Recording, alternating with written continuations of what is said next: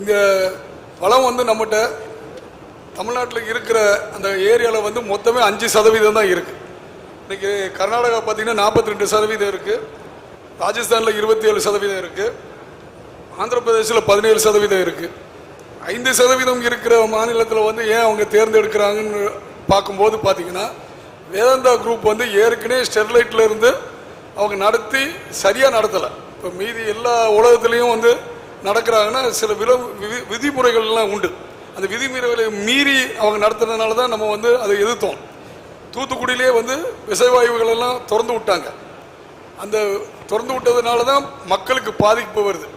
அதை சரியாக கடைப்பிடித்திருந்தாங்கன்னா ஒன்றும் பிரச்சனை இருந்திருக்காது.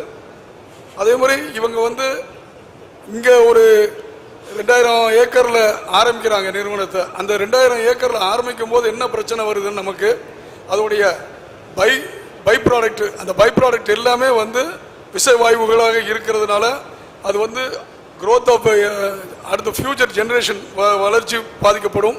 அதே மாதிரி விவசாயம் பாதிக்கப்படும், நீர்நிலை பாதிக்கப்படும்.